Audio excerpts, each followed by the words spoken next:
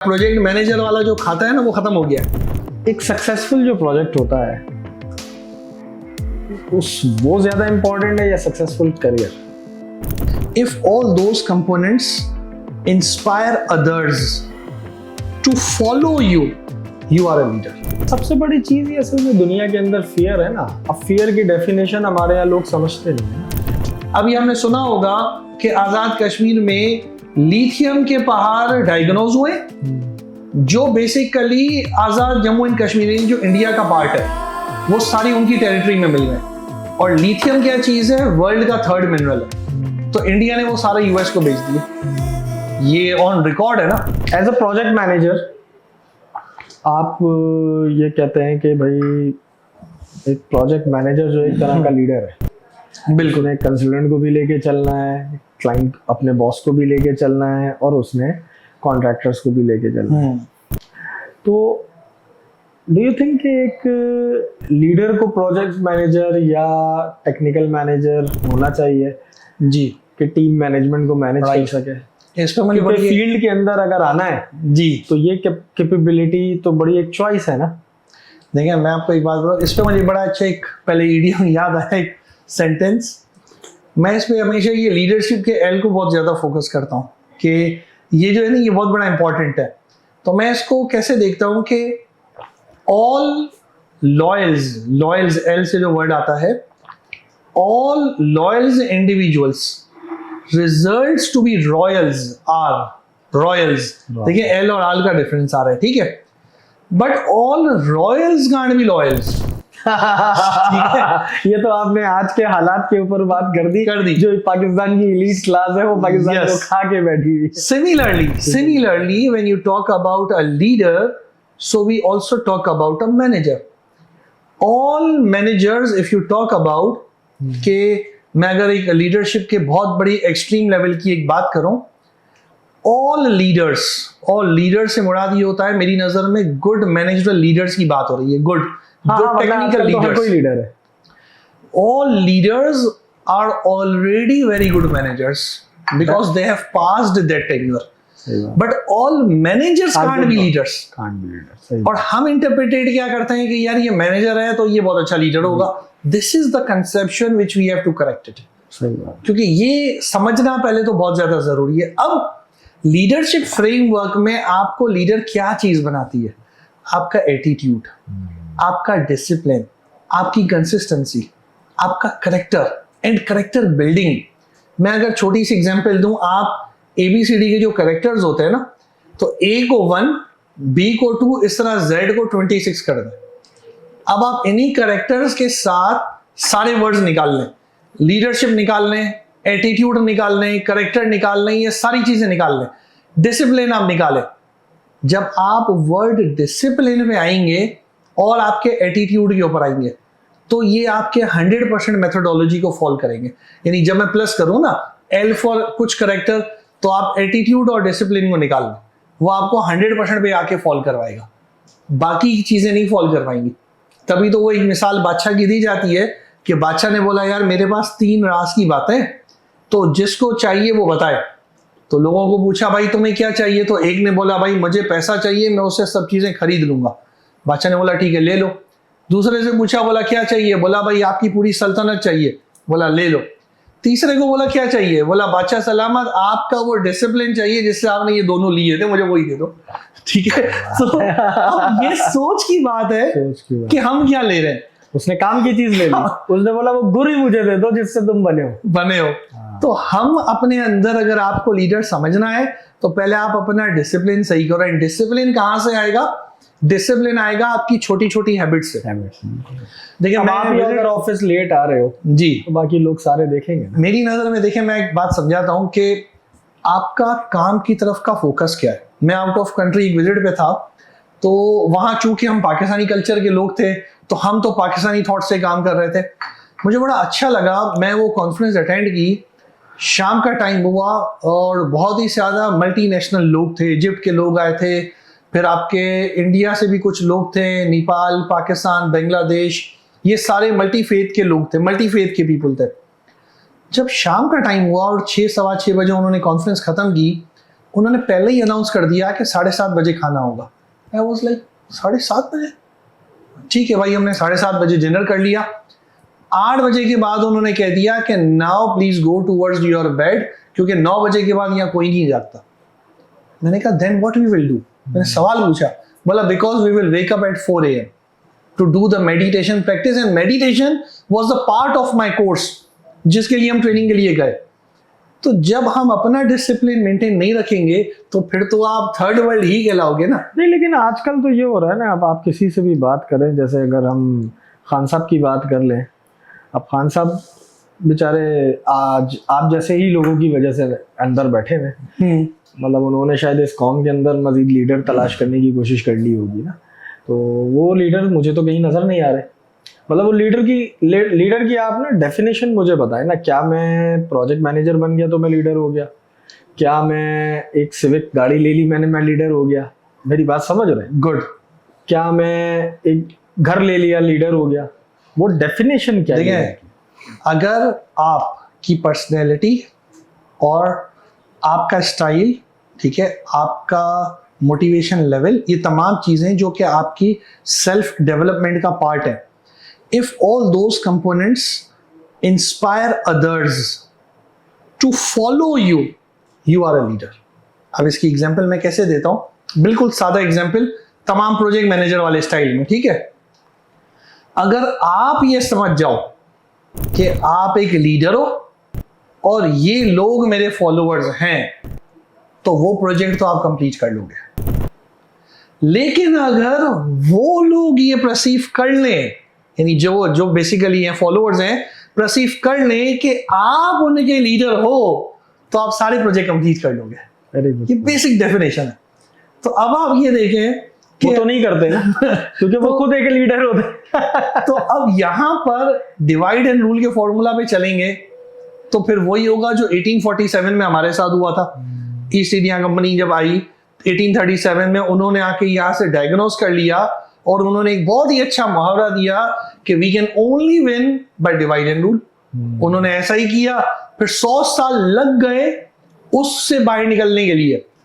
तो अगर आज आप ये चीज सोच रहे हो कि रिपीट हो रही है, तो 100 साल के लिए तैयार हो जाए हम दोबारा, क्योंकि ये तो वो गैप है जिसको मैं कम्युनिकेशन का गैप या कोऑर्डिनेशन का गैप नहीं बोलूंगा, मैं ट्रांसफॉर्मेशन का गैप बोलूंगा कि आपके अंदर सेल्फ चाहत और जिद्दत ही नहीं है कुछ करने के लिए। If you are not transforming yourself, no one will come from outside and will change you.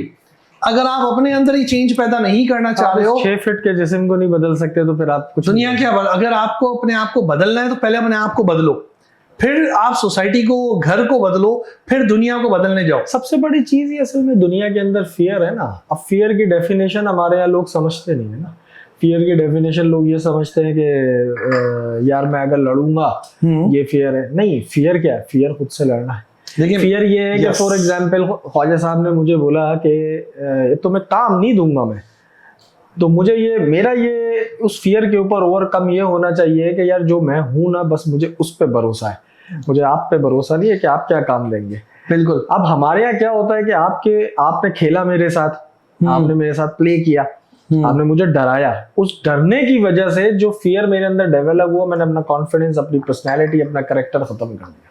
देखिए, फेयर की एक बहुत अच्छी डेफिनेशन जो मैं लीडरशिप स्टाइल में देता हूं कि fear is inversely proportional. Inversely, directly तो वाला सीन नहीं है। एडॉप्टेबिलिटी ऑफ चेंज के ऊपर, अगर आप एडॉप्टेबिलिटी ऑफ चेंज और चेंज मैनेजमेंट के हामी हो तो आपका फियर 0 है। और जब वो फियर 0 होगा तो आप सामने वाले की लाइफ और जनरेशन को भी चेंज करोगे। आप ये मत सोचो कि मैं सामने वाले से बात कर रहा हूं, आप ये सोचो you are transforming the lives of hundreds of people. And one more important thing जो आप फोरगो कर रहे हैं, what about the change in the society. आप ये देखें कि आपकी क्वालिटी ऑफ लाइफ अगर सोसाइटी में 2 लोगों की भी चेंज हो गई तो उससे मल्टीप्लाई होकर वो कितने और लोगों पे ट्रांसफॉर्म होगी ये आपको नहीं पता, क्योंकि आपका एक किया in terms of either leadership है, आइदर योर स्पीकिंग है, आइदर योर वर्ड्स हैं, योर कम्युनिकेशंस हैं, योर टोन है। हम नहीं कहते कि यार सुबह सुबह एक बंदे के साथ थोड़ी तू मैं हो गई, पूरा दिन खराब हो गया। वाई? व्हाई यू आर डिसमिलियनिंग योरसेल्फ, कि आप अपने वर्ड्स और अपनी चीजों की वजह से अपने आप को क्यों खराब कर रहे हो? आपके पास तो दिन में कितने सेकंड्स हैं, तो आप इतने सारे जो सेकंड्स लेके चल रहे हो तो उसको क्यों खराब कर रहे हो? यही बात आती है कि आप अपने लीडरशिप स्टाइल जो आपको मिला हुआ है गॉड गिफ्टेड, आप उसको जाया कर रहे हो। किसके लिए जाया कर रहे हैं? अभी कुछ दिन पहले मैं एक एग्जाम्पल पढ़ रहा था एक कॉर्पोरेट कल्चर की, तो उस पे उन्होंने एक इंग्लिश जो बाहर की जो मीडिया है हॉलीवुड, उन्होंने एक बड़ी अच्छी मूवी बनाई थी और वो मूवी में आगे लिखा था nominated for the Oscar award. उस मूवी 1 मिनट 60 सेकंड की मूवी में क्या था कि एक बंदा आया नया नया जॉब करके डिग्री लेके, और उसको एम्प्लॉयर कहता है कि आपकी जॉब सिर्फ यही है कि आपको इस सर्किल के अंदर खड़ा होना है। तो उसने बोला बस इतना सा काम, नो प्रॉब्लम। तो उसको बोला ठीक है। तो डेली शाम को 6 बजे आके वो उसको कहता है कि this is your pay check. ये करते करते उस एम्प्लॉयर ने उसको बोला कि अब तुम्हारी प्रमोशन हो रही है और सर्किल बड़ा होता चला जाएगा। जब एक वक्त ऐसा आया कि उसका जब सर्किल बड़ा हुआ तो वो इतना बड़ा नहीं था, लेकिन उसने जब अपनी उम्र देखी तो वो 60 साल हो चुकी थी। तब उसको रियलाइज हुआ कि आउटर वर्ल्ड जो था वो तो बहुत ही ज्यादा इनोवेटिव था, मैं इस सर्कुलर चक्कर में फंसा रहा। अगर मैं एक कदम बाहर रखकर रिस्क ले लेता, थोड़ा सा इफेक्ट कर लेता, थोड़ी सी कोशिश कर लेता, तो मुझे आज ये दुख तो नहीं होता। आज वही वाली बात है कि आपके पास स्कोप है, पैसा भी है, लेकिन इनडायरेक्टली आपके पास टाइम और एनर्जी नहीं है। तो अब आप क्या करोगे?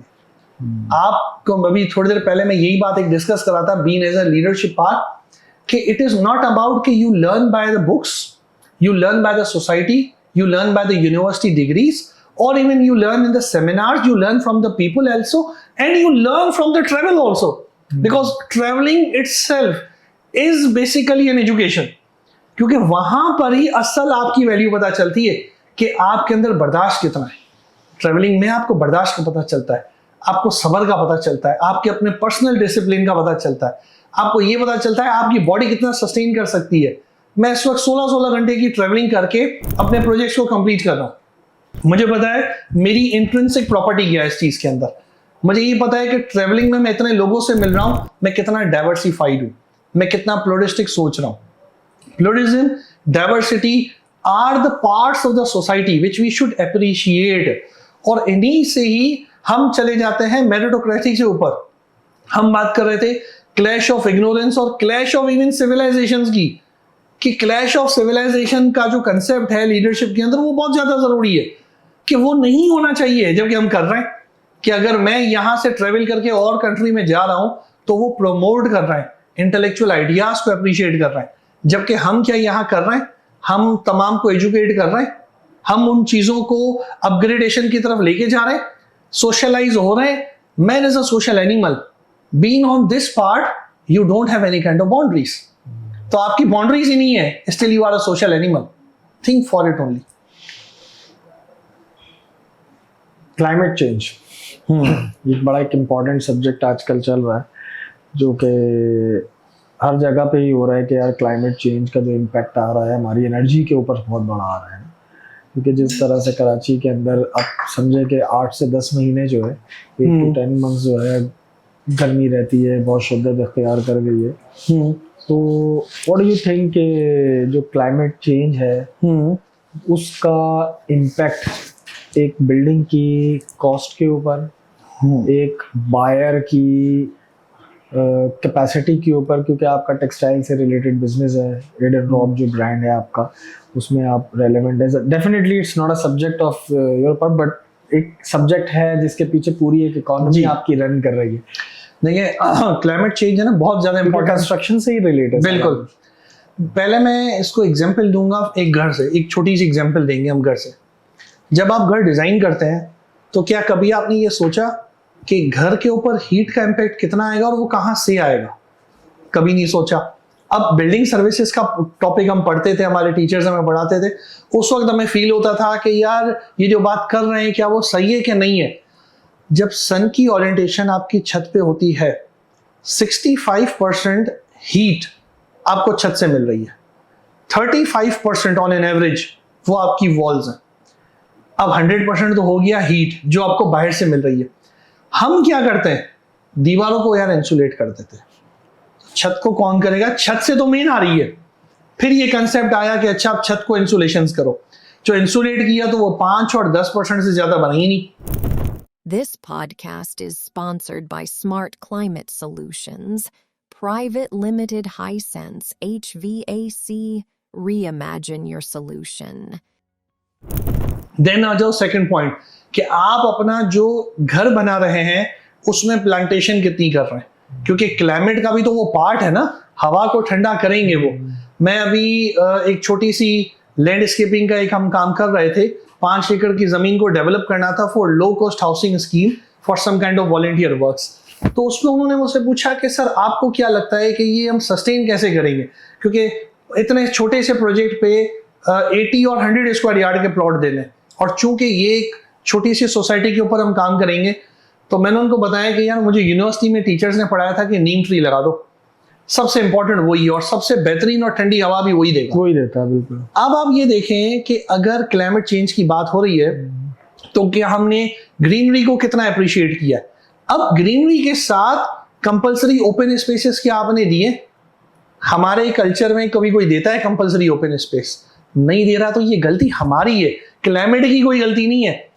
लैंडस्केपिंग का एक छोटा सा काम है, जैसे आप घर भी बनाते हैं, बायलॉज में लिखा हुआ है कि 65% आपका कवर्ड हो, 35% ओपन हो। क्या आपने ऐसा किया, या आपने 80-90% कवर कर लिया, खाली डक्ट ही छोड़ दिए? नहीं हो रहा, हम बोलते हैं बस। ठीक है, तो इट मींस कि गलतियां हमारी हैं, जिसमें हम दोष कह रहे हैं कि भाई क्लाइमेट की क्राइसिस के ऊपर भी चले जाते हैं। फिर घर से जब आप बाहर निकले तो अब आप आ गए एक लोकेलिटी या नेबरहुड के अंदर। अब नेबरहुड की प्लानिंग आज की नहीं है, मैं कहता हूँ 71 में जो हमें पब्लिक बुक मिली थी अर्बन प्लानिंग की, वो उससे भी पहले अंग्रेज लिख के गए थे। वो ये लिख कर गए थे कि आपका 100% जो एरिया नेबरहुड का होगा उसमें से रेजिडेंशियल प्लॉट वो सिर्फ 55% होना चाहिए बस। बाकी आपका 30%, 25 से 30% ऑन एन एवरेज, मैं 25 ले लेता हूं, वो आपका लाजमन जो है वो रोड स्ट्रक्चर पे जाना चाहिए, और 5% उसी से रिगार्डिंग कलवर्ड्स और ये डिफरेंट चीजें यहाँ पे कर्व स्टोन्स वगैरह ये सब होनी चाहिए। क्या हमने ऐसा किया है? नहीं। हमने क्या 55% से बियॉन्ड गए? पहले तो यहाँ से स्टार्ट करते हैं। तो जब हमने वही स्टैंडर्ड नहीं रखा और बाकी के जो 15% थे वो हमारे अदर स्पेसेस थे कि जिसमें green belt, park, schools and multiple चीजें हैं, तो हमने जब उस स्टैंडर्ड को फॉलो नहीं किया, फिर आप क्लाइमेट को दोष क्यों दे रहे हैं? ब्लेम ना करें फिर उसे। फिर हम ये चलो कर सकते हैं आज के दिन में कि आप कहते हो कि नए बच्चे तो कहते हैं हम तो पैदा ही इसी दौर में हुए थे, तो अब आप जो अब एनवायरनमेंट बनाओगे तो उसमें प्रॉब्लम क्यों क्रिएट कर रहे हो? हाँ, वो तो स्टैंडर्ड पे बनाओ। आप अगर अपने आप के अपने डिजाइन को जस्टिफाई नहीं कर पा रहे हो किसी भी क्लाइंट को या कंसल्टेंट को, तो फिर आप आर्किटेक्ट कैसे हो? फिर आप मैनेजर कैसे हो? आपका काम है एडवाइस करके उसको समझाना और उस ट्रैक पर लेकर आना। लेकिन अगर वो नहीं आ रहा तो it means there is some flaws in you first, because आपकी कम्युनिकेशन का एरर है, आपकी कोऑर्डिनेशन और टेक्निकल इंफॉर्मेशन का मसला है, उसका नहीं है। क्योंकि वो तो आज की डेट में जो सुन रहा है वो तो न्यूटन के फोर्स की तरह है, इक्वल एंड अपोजिट रिएक्शन है उसका। तो वो जो सुन रहा है वो आप ही की बात है जो आप उसको एक्सप्लेन कर रहे हो। और अगर आप अपने टेक्निकल नॉर्म्स पे नहीं है, टेक्निकल वोकैबुलरी पे नहीं है, और आपको वो आर्किटेक्चरल लैंग्वेज ही नहीं पता जो स्पीक करती है, because buildings are there after making और after development they speak with you. एक घर में जब आप आते हैं तो वो हमेशा कहते हैं ना कि यार it is only a house design, home is developed by the individual those who are living there. तो इसी पॉइंट ऑफ व्यू से अगर आप देखें तो अब आप क्या फोर्सी कर रहे हो कि यार अगले 10 तो मैं नहीं कहूँगा क्योंकि जिस तरह से 10 तो हमारे साल यूं ही गुजर जाएंगे, अगले 20-25 सालों के अंदर पाकिस्तान के अंदर कंस्ट्रक्शन इंडस्ट्री को आप कहाँ देख रहे हो? ये बहुत ही एक चैलेंजिंग मोड है हमारे लिए अभी भी और फ्यूचर में भी। उसकी वजह क्या है? उसकी वजह सबसे पहले मुझे ये नज़र आता है कि हम, हो सकता है मे बी ये मेरी एक अपनी परसेप्शन है, हम फ्यूचर तो कोई प्रेडिक्ट नहीं कर सकता, लेकिन एक आइडियोलॉजी होती है ना, थॉट होती है। Sometimes we feel we are dependent upon the builders, ठीक है, whatever they are asking we are developing, first point, what we believe. And अगर यही चलता रहा तो then the world will be of the builders only. 50 साल Only. यही रहेगा। ठीक है। Second point is of the client influences on the consultant, कि if consultant is only for the purpose of name, तो in the future they might be eliminated. They might be, ये मैं अभी माइट का वर्ड इसलिए use कर रहा हूँ क्योंकि मैं देखता हुआ आ रहा हूँ पिछले 8-10 सालों से। हाँ, क्योंकि आप हो भी क्लाइंट कि- साइड हुए ना। कि मैंने ये ऑब्जर्व किया कि मैं इन तमाम टेन्यूरों से जब होकर आया, तो वो कंसल्टेंट्स जिनके पास पहले 10-10 प्रोजेक्ट होते थे और लाइन में खड़ा होना पड़ता था बाद में आना, आज वो कहते हैं कि यार अभी 2-3 प्रोजेक्ट है, लाजमन 3-4 और दे दो। तो यानी ये स्टेज आ चुका है। तो आगे ये तो 10-12 उनके साल लिए में एक क्वेश्चन Alarming है ना, अलार्मिंग है। ठीक है। थर्ड पॉइंट जो हम फोर्सी कर रहे हैं, which is the client influence in the name of technical information, कि अगर वक्त के साथ साथ क्लाइंट जो है वो अपने बिजनेस के साथ ये टेक्निकल इनोवेशन भी थोड़ी कुछ सीख ली उसने, और उसने सर अपने सीख पास सीख ली है उसने, देखे। और अगर अपने पास उसने इन हाउस ये लोग रख दिए, ज्यादातर यही हो रहा है। राइट, तो उसका इम्पैक्ट क्या आएगा कि फिर आप एज अ कंसल्टेंट तो एलिमिनेट ही हो गए। वैसे ही है। फिर उसके साथ साथ जो बिल्डर का तो सेक्शन ही अलग है, तो जो कॉन्ट्रैक्टर्स होंगे बड़े वाले वो भी फिर अलार्मिंग में आ जाएंगे, क्योंकि फिर जब उसको समझ आ जाएगी तो वो फिर छोटे कॉन्ट्रैक्टर से काम करवाएगा, बोलेगा यार बड़े वाले भी तो छोटे से करवाते हैं। ऐसे ही। तो फिर बेटर है कि बड़े और छोटे के दरमियान का जो गैप है ना, वो है मैनेजमेंट। तो अच्छा पीएम रख लो जो टेक्निकली साउंड हो, उसको 2 बंदों की टीम दे दो, मेरा काम चल जाएगा। ये 4 साइडेडनेस है। इसीलिए मैं पहले भी एक्सप्लेन कर चुका हूं कि यार अब आप अपने आप को इवन प्रोजेक्ट मैनेजर की लिस्ट से निकाल लो, क्या प्रोजेक्ट मैनेजर वाला जो खाता है ना वो खत्म हो गया। अब आप चले गए हो टेक्निकल मैनेजर, फिर टेक्निकल मैनेजर के बाद 10 साल बाद अब आप आ जाओगे टेक्निकल एडवाइजर के ऊपर। अब अगर किसी ने ये नहीं समझा कि टेक्निकल एडवाइजर कौन है, तो वो अगले 10 सालों में फेल है।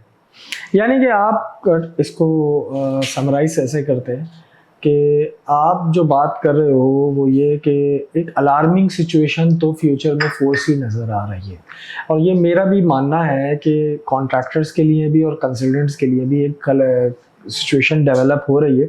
अच्छा, मेजॉरिटी भी हो भी रहा है कि जो क्लाइंट है ना वो इतना एजुकेट अब हो चुका है कि मेरे साथ क्या हुआ है या क्या हो रहा है, क्योंकि वो अगर 4 प्रोजेक्ट्स बना चुका है तो उसको एक्सपीरियंस हो गया।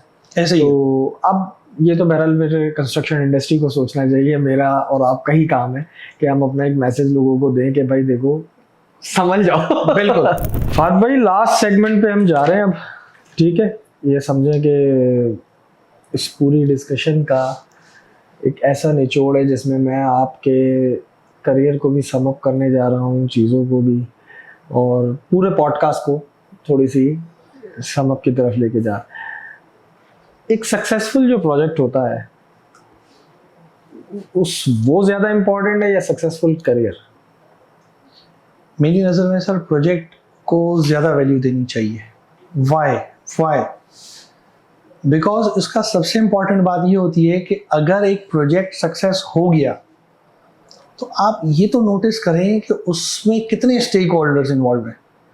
तो आप अपना या तो कर लो या तो सारे के सारे स्टेक होल्डर्स का कर लो, पहला पॉइंट, सबसे मेजर डिफरेंस। लेकिन आप ये नहीं सोच रहे हो क्या पता वही प्रोजेक्ट आपका करियर बना दे। कभी तो ऑटोमेटिकली बन गया ना, कभी किसी ने ये सोचा ही नहीं। जब आपने प्रोजेक्ट ही सक्सेसफुल कर दिया तो करियर ऑटोमेटिकली बन। ठीक है, अब मैं आपको इसकी एग्जांपल देता हूँ, लाइव एग्जांपल। मैं जब एक मरतबा एक ऑर्गेनाइजेशन में काम कर रहा था 2017-18 में, उन्होंने मुझे हायर किया एज अ पीएम। मुझे उस वक्त उन्होंने ये बताया ही नहीं कि प्रोजेक्ट क्या है। ठीक हो गया, तो being on a very blind part, मैं और आप क्या सोचेंगे, ठीक है यार ये छोटे मोटे 2-4 काम होंगे, we will do it, don't worry, problem ही नहीं है। पहले दिन जब मैं साइट पे गया हूँ तब मुझे पता चला है कि वो 20 एकड़ की जमीन थी जिसका पूरे इंफ्रास्ट्रक्चर का प्रोजेक्ट था, और उसमें 110 घर बनाने भी थे। ठीक है, और 110 के 10 जो है ना वो 100, और वो घर कितने, वो 120 गज के छोटे घर। तो अब आप ये देखो कि आपके पास 2 चॉइसेस थी, या तो मैं नए करियर की तरफ चले जाता या तो वो प्रोजेक्ट कंप्लीट करता। अगेन वही वाली बात, स्टेक होल्डर्स कितने हैं, स्टेक होल्डर्स का ध्यान में रखा, तमाम के तमाम मैंने ये ऑब्जर्व किया कि इसमें मेरी लर्निंग क्या है, मेरी नॉलेज क्या है, मैं कितनी नॉलेज गेन करूंगा। और अल्हम्दुलिल्लाह वो 2.5 साल के अरसे में प्रोजेक्ट कंप्लीट हुआ।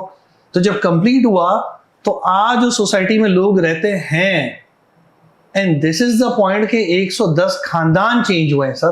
तो ये करियर बन गया ना ऑटोमेटिक। तो अगर आप अपनी फील्ड के बारे में लोगों के एक मिसकंसेप्शन दूर करना चाहें तो वो क्या हो? शॉर्ट आंसर कि आर्किटेक्ट्स जितने भी हैं और प्रोजेक्ट मैनेजर्स, ठीक है, मेहरबानी करके हम ये सब सोच लें कि they do not work for free at least, and the information which they have वो आपको डू भी करवा सकती है, डाई भी करवा सकती है। और वो ऐसे करवा सकती है कि आप आर्किटेक्ट से डिज़ाइन करवा लो, बहुत ही खूबसूरत डिज़ाइन करवा लो, लेकिन अगर आपने पीएम नहीं रखवाया और आर्किटेक्ट की सुपरविजन भी नहीं की तो फिर जो बिल्डर या कॉन्ट्रैक्टर आपको एनकैश करेगा वो सोच है आपकी। यानी कि और आप ये देख लें कि प्रोजेक्ट मैनेजर और आर्किटेक्ट रखने के बाद कॉस्ट तो अपनी जगह बच गई, लेकिन जो क्वालिटी अश्योरेंस आपको मिली वो लाइफ लॉन्ग लर्निंग थी। ये बहुत इंपॉर्टेंट है। ये वही बात हो गई ना, think positive, prepare for the worst. तो आपको अपने डाई के लिए तैयार रहना है। बिल्कुल है। आप ये ना सोचें कि हमेशा डू पे ही रहेंगे आप जी। आप डाई की तरफ गए तो फिर आप उठेंगे नहीं, क्योंकि वो आपको बहुत ही ज्यादा क्रिटिकली मार देगा, वो आप फिर बर्दाश्त नहीं कर सकते। क्योंकि हम तो बीइंग एज अ मैनेजर या आर्किटेक्ट डिजाइन करके दे देगा, लेकिन जहां वो कॉन्ट्रैक्टर ने स्लिप ऑफ टंग की और स्लिप ऑफ मटेरियल की, व्हाटएवर दैट इज, आप गए, फिर आपके पास कोई बैकअप का चांस ही नहीं है एग्जीक्यूशन में। आज जितनी हमने कॉन्वर्सेशन आपके साथ की, कोई 1.5-2 घंटे, माशाल्लाह ये 4 एपिसोड्स में हम इसको ब्रेक करेंगे। कोई एक ऐसा मैसेज हमारे लिसनर्स के लिए कि वो इसमें से टेक अवे करें, इसमें से, इसी डिस्कशन में से, बाहर से नहीं आना चाहिए, कि आपको क्या लगा कि आपने कहा कि हाँ यार ये बात मैंने बड़ी जानदार की है, ये जानी चाहिए बाहर? देखिए, इसमें point number 1, wherever you be the soul of that place. Simple. अगर आप आर्किटेक्ट हो तो प्योर आर्किटेक्ट बनो, फिर कुछ और नहीं करो, ठीक है। जंप इधर उधर नहीं मारने, फील्ड के हो तो फील्ड में रह के रहो। बहुत ज़बरदस्त। सेकेंड पॉइंट ये है कि जहां हम ये बात कर रहे हैं नॉलेज की, जहां कॉम्पिटेंसी की बात हो रही है और क्वालिटी की बात हो रही है, तो वहां आप ये देख लें, वेरी गुड, कि आपकी सस्टेनेबिलिटी अपनी वो मार्केट में क्या है। खाली आर्किटेक्ट हो तो सस्टेन कितना करोगे, उसके साथ अगर प्रोजेक्ट मैनेजमेंट स्किल्स है तो सस्टेन कितना करोगे, और अगर उस प्रोजेक्ट मैनेजमेंट स्किल्स के साथ आपके पास दूसरी अमलगमेटेड फील्ड्स की भी नॉलेज है तो आप टेक्निकली कितने स्ट्रांग हो जाओगे। ये आप अपने आप से खुद सवाल करें, और फिर मार्केट में जब उतरेंगे तो इस चाहत के साथ उतरें कि मैं सीखने आया हूं तो वो लेबर से भी सीखूंगा और एक टॉप क्लास बंदे से भी सीखूंगा। जब आपको ये 2 बंदे के पूरे चेन ऑफ कमांड के लोग सिखाएंगे ना, तो फिर आपको बीट टेक्निकली कोई नहीं कर सकता। बहुत important. Third thing, but I would advise to all the youth कि प्लीज रीडिंग को एज अ हैबिट बना दें। सिंपल। रीडिंग अगर आपकी हैबिट रहेगी, चाहे वो 15 मिनट ही क्यों नहीं हो रोज, अगर आप इसकी ट्रांसफॉर्मेशन को समझेंगे तो ये 15 मिनट बेसिकली आपका 1% कंट्रीब्यूट करेगा पर ईयर, और ये 1% जब 10 साल बाद देखोगे तो 10% improvement will not only be in your vocabulary but in overall personality of your communication, of your tone, of your words, then your communication, and ये तमाम चीजें आपकी कोऑर्डिनेशन को स्ट्रॉन्ग करेंगी। और last but not the least, make travel a part of your life routine, vacations, whatever you say, but traveling को as a separate education के तौर पे देखें। और जब आप ये देखोगे तो आप नेचर से सीखोगे, और जब आप नेचर से सीखोगे तो एक बहुत अच्छा जुमला क्या बोलते हैं कि if you submit yourself to God's nature, God's will, you will be rooted like trees। फिर आप ट्रीज की तरह शानदार बड़े बड़े पहाड़ों पे भी उग जाओगे, कोई आपको डिफेंड करने वाला फिर नहीं।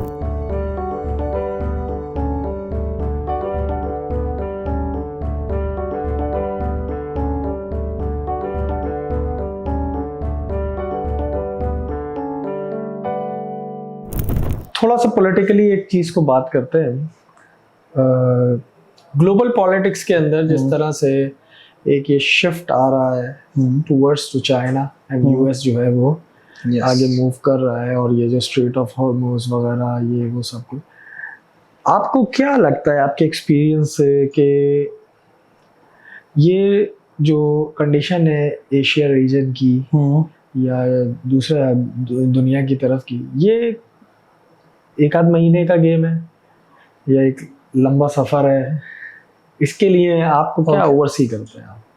देखिए, फोरसी करते मैं हैं इसको जियो पॉलिटिकल और एजुकेशनल पॉलिटिकल के दौर पे देखता हूँ। दो अलग अलग मेरे डायमेंशन है इसमें।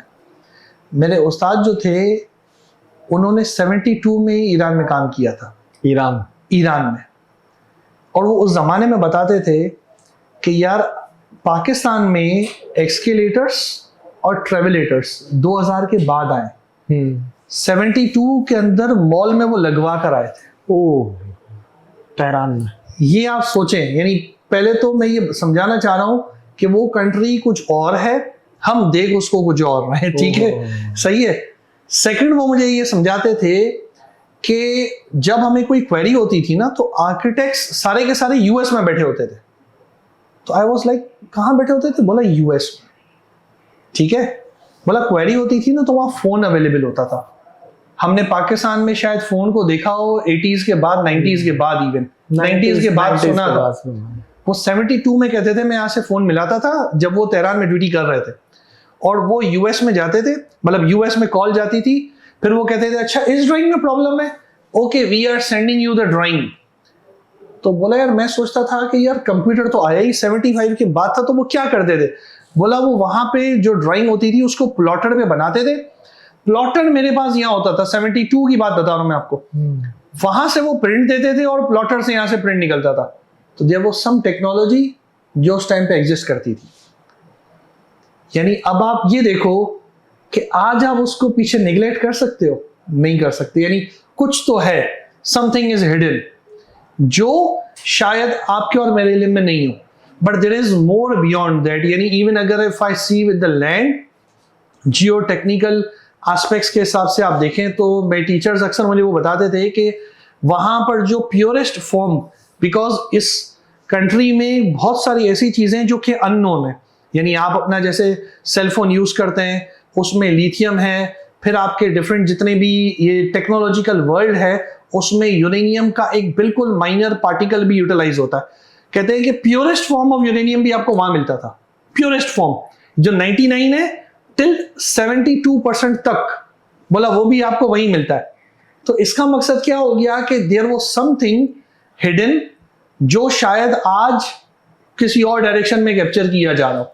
तो उसके लिए स्ट्रेट ऑफ हॉर्मुज जो है वो शायद एक अलग से डायरेक्शन हो जो दिखाई जा रही हो। समझ गया। क्योंकि हमें भी ये डायरेक्शन दिखाई जाती है कि माजरत के साथ लेकिन पेट्रोल बढ़ रहा है, लोग सारे पेट्रोल के लिए पहुंच जाते हैं, हफ्ते के बाद पता चलता है अच्छा गेम तो कुछ और हो गई, ठीक है। तो ये एक अलग डायरेक्शन है तो जो हमें दिखाई जाती है। तो अभी मतलब ये कि ये चीज अभी चलनी है कितना अर्सा? ये चलेगी क्यों, ये भी मैं आपको बताऊं, क्योंकि वर्ल्ड में कुछ और हो रहा है अच्छा जो हमें दिखाया नहीं जा रहा है।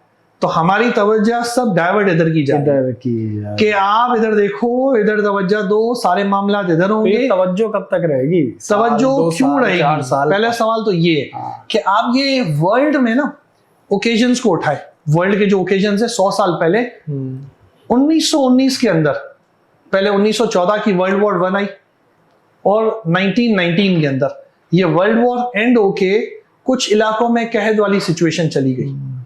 2019 में भी कोविड आ गया, ठीक है। तो मतलब ये कंपैरिजंस चल रही है, ऐसा नहीं कि नहीं है। उससे पहले चले जाएं 25 साल पहले 1895 के अंदर बॉम्बे में कैद आ गया था। अब आप उसी की रिफ्लेक्शन को यहाँ उठाए। नहीं, ये मैं सीक्वेंशियल इवेंट्स बता रहा हूँ कि वर्ल्ड में जो इवेंट्स है ना वो यूं बाइफरकेट होते हुए जा रहे हैं।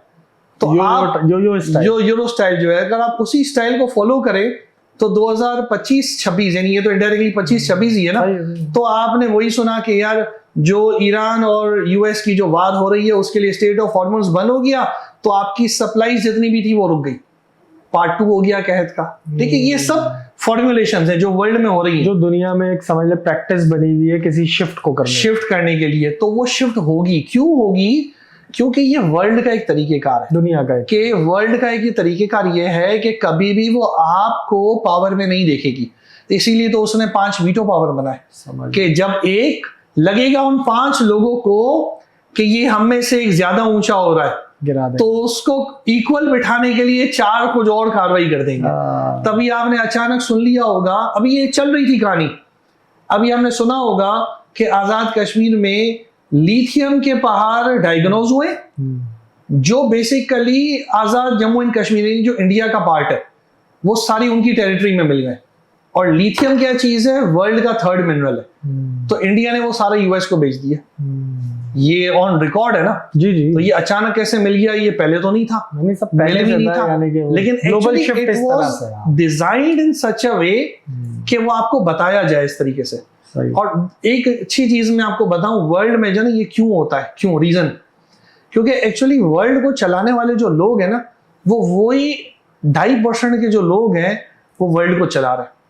और बाकी कौन लोग हैं? अब आप सोचेंगे यार बाकी कौन है?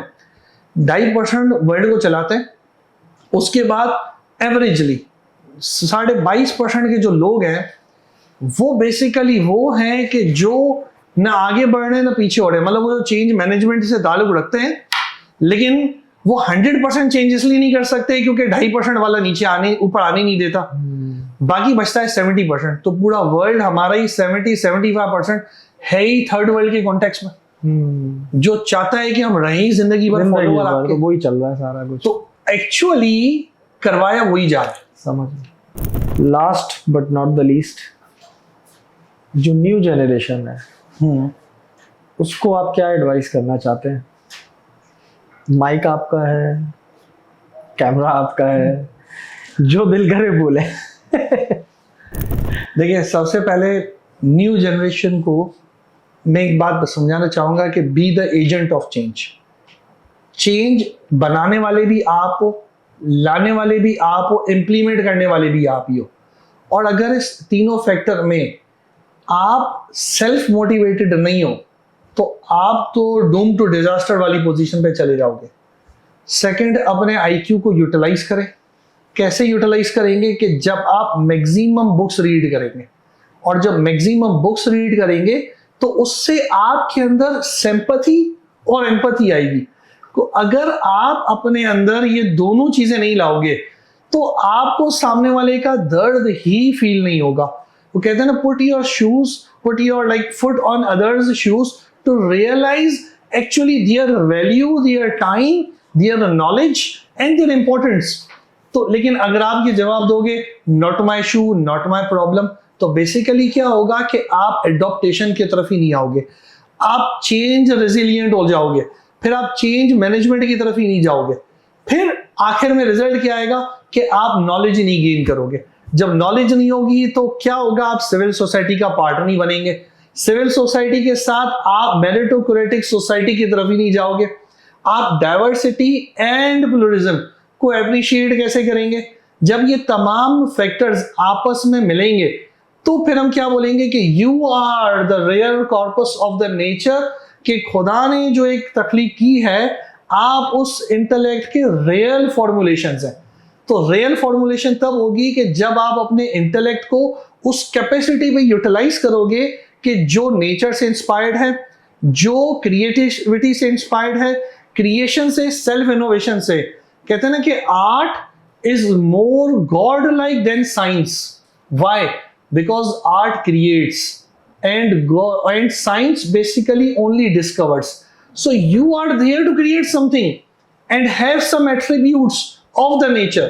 लेकिन अगर हम ये सब नहीं करेंगे तो we will not only be left behind but only will also be eliminated. And once we are eliminated, we are not here, we are nowhere. ये वाली सिचुएशन होगी। Thank you very much Fahd भाई, आपके साथ मतलब मैं तो ये कहूँगा कि आप खुद एक समंदर हैं भाई। इतनी नॉलेज की मुझे तो ये लग रहा था 2 ढाई 3 घंटे के अंदर ये सेशन कंप्लीट भी नहीं हो पाएगा, लेकिन डेफिनेटली किसी भी टाइम को बिल्कुल कंट्रोल तो करना पड़ता है। बड़ा मज़ा आया आपके साथ, इंशाल्लाह आपके साथ फिर एक आध सेशन और रखेंगे, लेकिन टॉपिक जो है वो ज़रा डाइवर्सिफाई रखेंगे, क्योंकि चीज़ें जितनी ज़्यादा हमारे लोगों को पता होनी चाहिए, क्योंकि एक मायूसी का दौर चल पड़ा है लोगों के ज़हन में यंग जनरेशन के लिए। और you are the one of the best example कि आप जो हो लोगों को मोटिवेट भी करते हो, सोशल काम भी कर रहे हो आप, लोग अपनी यूनिवर्सिटी के अंदर भी, फैकल्टीज़ में, दूसरी हर जगह मोटिवेट लोगों को करते हैं। आप जैसे लोग अगर सोसाइटी के अंदर 10-12 और बिल्टअप हो गए तो इंशाल्लाह हमारी इंजीनियरिंग फील्ड, हमारे कंस्ट्रक्शन के लोग 1% भी चेंज हो गए तो बहुत कुछ है। बहुत थैंक यू वेरी मच। बहुत Thank you, मजा sir. आया आपके साथ। Thank you.